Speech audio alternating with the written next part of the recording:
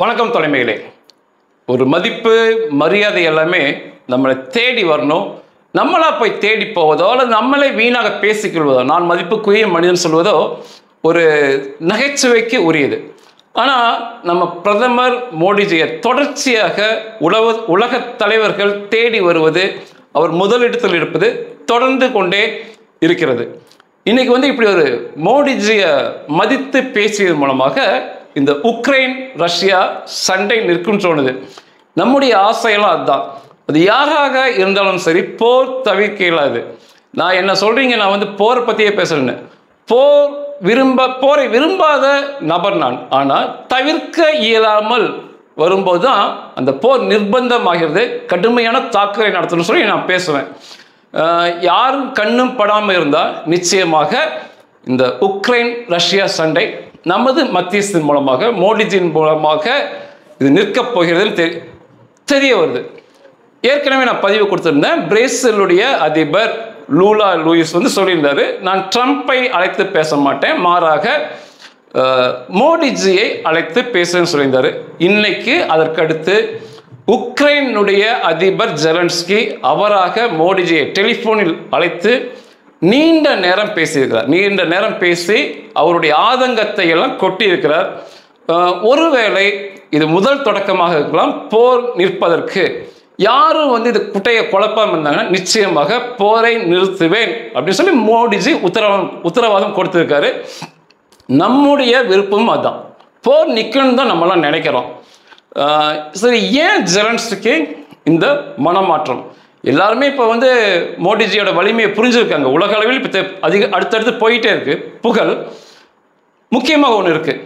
வருகின்ற செப்டம்பர் மாதம் 15ஆம் தேதி முதல் 18ஆம் தேதி வரை 4 நாட்கள், 15, 16, 17, 18 4 நாட்கள் ரஷ்யாவில் செயின்ட் பீட்டர்ஸ்பர்க் அப்படின்னு சொல்லி ஒரு இடம் இருக்கும். அந்த இடத்தில் உயர் அளவிலான இந்திய ரஷ்ய அதிகாரிகள் தலைவர்களின் ரகசிய ஆலோசனை கூட்டம் நடக்குதுன்னு சொல்லி செய்தி வந்திருக்கு. இது ரகசிய ஆலோசனை கூட்டம் அப்படிங்கிறாங்க. இது எப்படி வெளியே வந்ததுன்னா, உக்ரைனுடைய இராணுவ புலனாய்வு அமைப்பு ஒன்று இருக்கு, டிஃபென்ஸ் இன்டெலிஜென்ஸ் ஆஃப் உக்ரைன் அப்படிம்பாங்க, DIU. அவங்க தான் இந்த தகவலை சொல்லியிருக்கிறாங்க உக்ரைனுக்கு. இதை போல 4 நாட்கள் நடக்கப் போகிறது. முன்கூட்டியே தகவல் சொல்லிட்டாங்க. இனிமேல் அதை வெளியே கசியலாம். நடக்க போகுது. இதில் மிக பெரிய அளவிலான முடிவுகள், அரசாங்க ரீதியான இராணுவ ரீதியான முடிவுகள் எடுக்கப்பட இருக்கிறது இந்த 4 நாட்களில். இதில் என்னென்ன முடிவு எடுக்க போகிறாங்க அப்படின்னா, கூட்டு இராணுவ பயிற்சி. இந்தியா மற்றும் ரஷ்யாவுடைய மிக பிரம்மாண்டமான இராணுவ பயிற்சி. முடிந்தால் இதுக்கு இணையாக இன்னும் சில நாடுகள் சேரலாம். மிக பிரம்மாண்டமான இராணுவ பயிற்சி. ஆயுத தயாரிப்பில் ஒத்துழைப்பு, 2 பேர் சேர்ந்து. அதே போல இராணுவ தொழில்நுட்பத்தில், இராணுவ ரீதியான தொழில்நுட்பத்தில் ஆழமான ஒத்துழைப்பு. இதெல்லாம் இவங்க செய்ய போறாங்க. இப்ப ஆயுத உற்பத்தி அப்படின்னு சொல்லும்போது இவங்க என்ன சொல்றாங்க அப்படின்னா, பிரம்மோஸ்ல PJ-10 சூப்பர் சோனிக் ஏவுகணை இதை அதிகமாக தயாரிப்பது. அதே போல AK-203 இயந்திர துப்பாக்கிகள் ஏற்கனவே 8 லட்சம் இது தயாரிக்கிறது, இந்தியாவில் தயாரிச்சிருக்கிறாங்க. அதை தாண்டி விரிவாக்கம் பண்றாங்க. அப்படி பார்க்கும்போது இந்த AK-203 இந்திய இராணுவத்தை தாண்டி இனி ஏற்றுமதி ஆகுன்னு சொல்லி புரிய வருது. அது மிக அதிகமான உற்பத்தி. இதை பற்றி பேசுறாங்க. வான் பாதுகாப்பு சாதனம் S-400, S-500 இதை அதிக அளவில் இந்தியாவிற்குள் உற்பத்தி செய்வது. உற்பத்தி நிலையம் இந்தியாவில் அமைச்சு உற்பத்தி செய்து இந்தியாவிற்கு, ரஷ்யாவிற்கு, அதுக்கப்புறம் ஏற்றுமதியும் செய்வது. இதை பேச போறாங்க. Su-57 போர் விமானம், அதையும் இந்தியாவில் தயாரிப்பது, இந்தியாவிற்கு ஏற்றுமதி செய்யலாம்னு சொல்லி இதெல்லாம் பேச போறாங்க. இன்னும் பிற ஆயுதங்களையும் பேச போறாங்க. பிரம்மாண்டமான ஒரு இராணுவ ஒத்திகை பயிற்சிக்கு பேசுறாங்கன்னு சொல்ல வராங்க. அதுக்கப்புறம் இந்த புலனாய்வு அமைப்பு என்ன சொல்றாங்கன்னா, இராணுவ ரீதியாக தாண்டி கச்சா எண்ணெய் வர்த்தகத்தை மேம்படுத்துவது, பொதுவான வர்த்தகங்கள், கச்சா எண்ணெய் தாண்டி பொதுவான வர்த்தகங்களை மேம்படுத்துவது, ஆராய்ச்சி படிப்புகள், மாணவர்கள் உயர் படிப்புகளை இன்னும் மேலே கொண்டு செல்வது, விவசாய புரட்சி ஆராய்ச்சிகளில் ஈடுபடுவது, கலாச்சார பரிமாற்றங்கள், 2 நாடுகளுக்கு இடையில கலாச்சார பரிமாற்றங்கள் எப்படிலாம் பண்ணலாம்னு சொல்லி இது எல்லாம் பேச போறாங்க இந்த 4 நாட்களில். மிகப்பெரிய ஒரு முன்னேற்றம், இணைந்த முன்னேற்றத்தை ரஷ்யாவும் இந்தியாவும் செய்ய போறாங்கன்னு சொல்லி இதை வந்து உக்ரைனுடைய இராணுவ புலனாய்வு அமைப்பு உக்ரைனுக்கு தெரியப்படுத்தியிருக்காங்க. இனி வருகின்ற நாட்களில் மற்றவங்க அதை எழுதலாமா இருக்கலாம், இதை வைச்சவங்கள எழுதலாமா இருக்கலாம். அதுக்கப்புறம் வந்து ரஷ்ய அதிபர் புட்டினும் மோடியும் நீண்ட நேரமாக டெலிஃபோனில் பேசினாங்க. இதெல்லாம் முடிஞ்ச பிறகு அந்த செய்தி வந்து மிக நீண்ட நேரமாக நாங்கள் இருவரும் டெலிஃபோனில் என் நண்பருடன் பேசினேன்னு சொல்லி மோடிஜி பதிவு பண்ணார். அதுக்கப்புறம் சொன்ன வார்த்தை மிக முக்கியமான வார்த்தை, உக்ரைன் மீதான தாக்குதல்கள், அதன் மீதான எதிர்கால திட்டங்களை பற்றி புட்டின் என்னிடம் சொன்னார், நான் நீண்ட நேரம் சொன்னார், நான் கேட்டுக்கொண்டேன் பதிவு பண்ணியிருந்தார். இதெல்லாம் தான் ஜெலன்ஸ்கியை நம்ம மோடிஜி பக்கம் திருப்புவது. இன்னைக்கு நிலைமைக்கு மோடிஜிக்கு தெரியும் புட்டின் மனதில் உக்ரைனை பற்றிய என்ன திட்டம் இருக்குன்னு சொல்லி தெரியும். அதுக்கப்புறம் கூட இல்லை, இப்போ அதிகமாக புகழ் வளர்ந்துகிட்டு இருக்கு. அமெரிக்க அதிபர் வந்து நம்ம மேல் வரி விதித்ததுனால அதுக்கப்புறம் நம்ம எடுக்கும் நடவடிக்கையால் வந்து நமது எதிர் நடவடிக்கையால் புகழ் பரவிட்டே இருக்கு. இதுக்கப்புறம் இந்த செய்திகளை முடிஞ்ச பிறகு ஜெலன்ஸ்கி உக்ரைனுடைய அதிபர் நமது மோடிஜியை வந்து டெலிஃபோனில் தொடர்பு கொண்டு நீண்ட நேரம் அவரும் உரையாடினார். இது வந்து அவருடைய எக்ஸ் பதிவில் அவரும் பதிவு பண்ணியிருக்காரு, மோடிஜியும் பதிவு பண்ணியிருக்காரு. நீண்ட நேரம் உரையாடின அனைத்து விதமான விஷயங்களையும் நாங்கள் இருவரும் பேசினோம். அதே போல என் மக்களின் மீதான, அது உக்ரைன் மக்களின் மீதான கரிசனமான அன்பான வார்த்தைகள், மோடிஜியோட அன்பான வார்த்தைகளுக்கு நான் மிகவும் நன்றியுடன் இருப்பேன் பதிவு பண்ணினார். அதுக்கப்புறம் வந்து ரஷ்யா வந்து இப்போ எப்படிலாம் தாக்குதல் நடத்துகிறாங்க, உக்ரைன் மேலே எப்படி தாக்குதல் நடத்துகிறாங்க, பொதுமக்கள் எப்படி பாதிக்கப்படுறாங்கிறதையும் அவர் பதிவு பண்ணியிருந்தார். அதுக்கப்புறம் என்ன சொல்லியிருந்தாருன்னா, செப்டம்பர் மாதம் ஐநா சபை கூட்டத்தில் நான் மோடிஜியை நேரடியாக சந்தித்து பேசுவேன் அப்படின்னு சொல்லியிருந்தார். பொதுவாக வந்து 2 கோரிக்கையை வந்து தொடர்ச்சியாக ஜெலன்ஸ்கி சொல்லிட்டு இருக்காரு. ஒன்று வந்து பேச்சுவார்த்தை நடத்தும் போது உலகத் தலைவர்கள் ரஷ்யாவோட மட்டும் பேச்சுவார்த்தை நடத்தாமல் முத்தரப்பு பேச்சுவார்த்தை, அதாவது இப்போ உதாரணம் வந்து இப்போ இந்தியா வந்து இதில் மத்தியஸ்தம் பண்ணும்போது இந்தியா, ரஷ்யா, ஜெலன்ஸ்கி நாங்கள் 3 பேர் சேர்ந்து பேசும்போது ஒரு சுமூகமான தீர்வு கிடைக்குன்னு அவர் சொல்லிக்கிட்டே இருக்கார். அதை ஏற்றுக்கொள்ளலாம். முதல் முறை என்ன வந்து நம்ம புட்டின்கிட்ட மட்டும் பேசி அவருடைய இவங்க சொல்கிறதெல்லாம் சொல்லிக்கிட்டு அதற்கப்புறம் ஒரு முத்தரப்பு பேச்சுவார்த்தை நடத்தும் போது இது பிரச்சனை ஒரு முடிவுக்கு வரும் நிச்சயமாக. அதே சமயத்தில் வந்து பிடித்த இடங்களை நிச்சயமாக வந்து ரஷ்யா திருப்பி தரணும் அப்படிங்காங்க. பிடிச்ச இடம் பூராமே உக்ரைனுடைய பகுதி பூராமே கனிம வளங்கள் நிறைந்த பகுதி எல்லோருக்குமே தெரியும். ஆனால் ரஷ்யாவை ஒப்பிட்டு பேசும்போது அதெல்லாம் அப்படி ஒன்றும் பெரிய நிலப்பரப்புலாம் இல்லை. ஏன்னா ரஷ்யாவுடைய மிகப்பெரிய நிலப்பரப்பு உலகத்தில் கனிம வளங்கள் நிறைந்த பகுதி ரஷ்யாவுடையது. அதனால் வந்து மோடிஜிலாம் சொல்லும்போது, அன்போடு சொல்லும்போது நிச்சயமாக கேட்டுக்கொள்வார், புட்டின் இடத்தை தந்துடுவாங்கன்னு சொல்கிறாங்க. இது உண்மையாகவே யாருமே இதுக்குள்ளே இடையில புகுந்து நாங்கள் ஒரு வெள்ளைக்காரர்கள், ஏகாதிபத்திய சிந்தனை ஆட்கள், மேட்டுமை உள்ள ஆட்கள் சொல்லி குட்டையை குழப்பாமல் இருந்தாங்கன்னா எந்தவித செலவுகளோ இழப்புகளோ இல்லாமல் இந்த பேச்சுவார்த்தை நல்லபடியாக முடிஞ்சு இந்த சண்டை நிற்பதற்கான வாய்ப்புகள் 100க்கு 100% இருக்கு. மோடிஜியும் சொல்லியிருக்காரு, என்னால் முடிந்தவரை நான் இந்த சண்டையை நிற்பதற்கான என்னுடைய பணியை செய்கிறேன் அப்படின்னு சொல்லி முடிச்சிருக்காரு.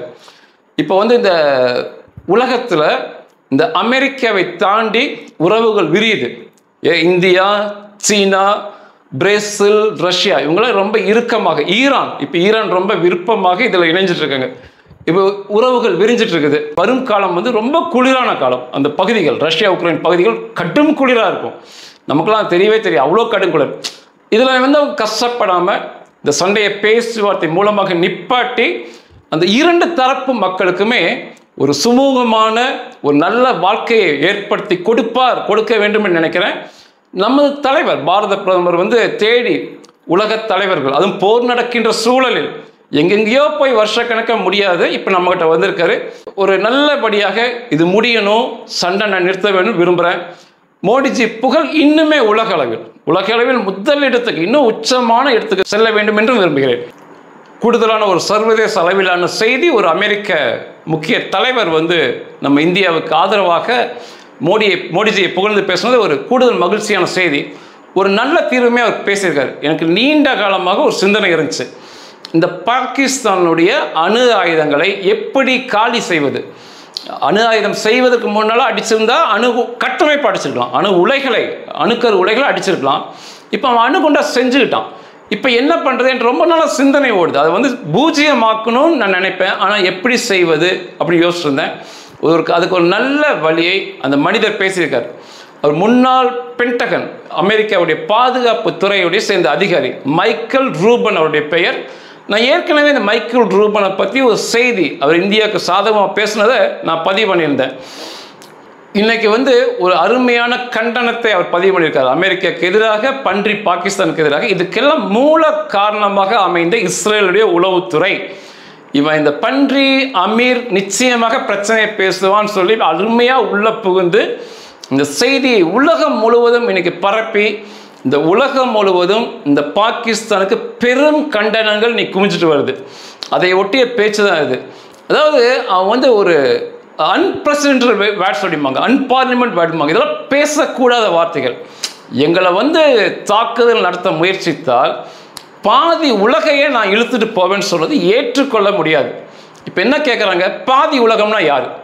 உனக்கு இந்தியாவோட சண்டை, இந்தியா வந்து குண்டு போடுறாங்க, உன்னை நெருக்கிறாங்க, வாழ விட முடியாமல் பண்ணுறாங்கங்கும் போது நீ ஏன் பாதி உலகம்னு சொன்னால், அப்போ இந்தியாவை தாண்டி நீ யாரெல்லாம் சொல்கிற? பாதி உலகம்னா யாருன்னு கேட்குறாங்க. இதுக்கு அவன் பதில் சொல்ல முடியாமல் தவிர்க்கிறான். எப்பொழுதுமே வார்த்தைகள் மிக முக்கியமாக நிதானமாக பேசணும். வாஜ்பாய் வந்து அவர் நீங்கள் பேசும்போது, முன்னாள் பிரதமர் வாஜ்பாய் ரொம்ப அருமையாக பேசுவார். ஒவ்வொரு வார்த்தைக்கும் இடையில சிந்திப்பார். ஒரு வார்த்தை பேசுவார், சிந்திச்சு தான் அடுத்த வார்த்தையை பேசுவார். கடலாம் பேசுறது அவர்கிட்ட எப்போவுமே கிடையாது. சிந்தித்து சிந்தித்து வார்த்தைகளை கொடுத்துக்கிட்டே இருப்பார்.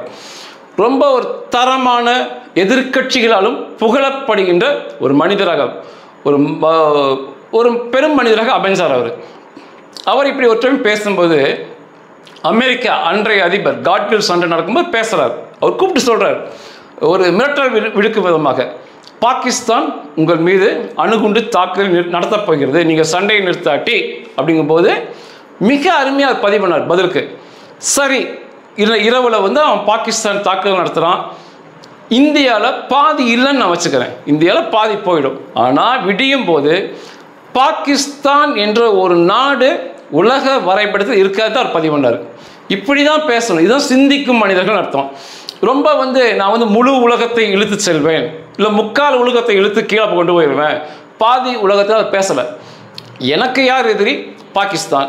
அவன் என் மேலே முதல்ல குண்டு போடுறாங்கிறீங்க. அவன் போடும்போது நான் பாதி அழிஞ்சாலும் அடுத்த நாள் காலையில் முழு பாகிஸ்தான் இல்லாமல் போகுன்னு பேசினார். இந்த பேச்சு சர்ச்சைக்குரிய விதமாக வரல. ஆனால் இந்த பன்றி அமீர், அதான் இவங்க சொல்கிறது இல்லையா, கோட் ஷூட் போட்டிருந்தாலுமே இவங்க சிந்தனைகள் வந்து பயங்கரவாதமாக தான் இருக்கும். இவரெல்லாம் அடிப்படை பயங்கரவாதிகள், பத்திரிகை பயங்கரவாதிகள், நிஜ துப்பாக்கி தூக்கும் பயங்கரவாதிகள், இந்த போல அரசியல் தலைமை பயங்கரவாதிகள். இவர்களுக்கெல்லாம் பொதுமக்களை கொல்ல வேண்டும் என்பதுதான் நோக்கம். இந்த பேச்சு இன்னைக்கு உலகம் முழுவதும் கண்டனத்துக்கு உரியதாக மாறி இருக்கிறது.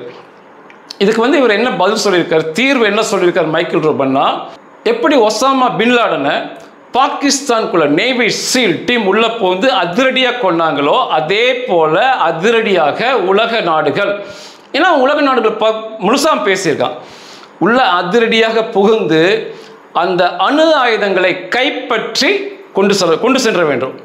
ஒரு அருமையான தீர்வு. நானே இதை யோசிக்கல, நான் எப்படி அழிப்பதுனே சிந்தனை எனக்கு இருந்துச்சு. அருமையாக சொல்லியிருக்காரு. அதிரடியாக உள்ள போந்து அனைத்து அணு ஆயுதங்களையும் நிச்சயமாக விசாரித்து ஒன்றுமே இல்லாமல் அதை எடுத்து அவர்களை பூஜ்ஜியமாக்கி அணு ஆயுதம் இல்லாத நாடாக மாற்றுவது உலகத்தின் தலையாய கடமைன்னு சொல்லியிருக்காரு. மிகச்சரியானது. அவன் அது இருக்கனால தான் இப்பெல்லாம் பேசுகிறான். இன்றைக்கு பேசுபவன் நாளைக்கு செய்யலாம். அதுக்கு முன்னால் இந்த அதிரடி நடவடிக்கை நிச்சய அவசியம். அதே போல் இந்த பன்றி முனிவர் வந்து கோட் ஷூட் அணிந்த பின்லாடன் அப்படின்னு பதிவு பண்ணியிருக்காரு. பின்லாடன் வந்து வேற விதமாக இருப்பான், இவன் கோட் ஷூட் அணிந்த பின்லாடன் சொல்லி பதிவு பண்ணியிருக்காரு. நிச்சயமாக உடனடியாக அமெரிக்காவை விட்டு அவனை வெளியேற்ற வேண்டும், அவனுக்கு தடை செய்ய வேண்டும், பாகிஸ்தானுக்கு கண்டனத்தை தெரிவிக்க வேண்டும்.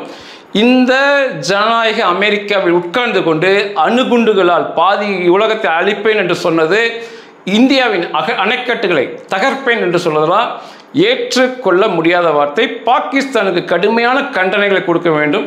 இன்னும் கூடுதலாக இந்த தனிநாடு கேட்டு போராடும் பலுசிஸ்தான் அவர்களை அமெரிக்கா ஆதரித்து அவர்களை தனிநாடாக ஏற்றுக்கொண்டு பாகிஸ்தானை நிலைக்குலைய செய்ய வேண்டும். இப்படி வந்து நாடுகளாக பிரிக்க வேண்டும். அவர் கொடுத்த தீர்வு தான் அதெல்லாம்.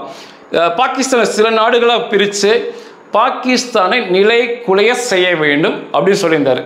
மிக சரியான தீர்வுகள், அநேக பிரச்சனைக்கு இந்த மைக்கேல் ரூபின் தீர்வு கொடுத்துருக்காரு. அணுகுண்டு நம்ம பயப்படுறோம், உலக நாடுகள் அதிரடியாக வந்து கைப்பற்றலாம், தப்பு இல்லை. ஏன்னா இந்த பேச்சு தப்பு.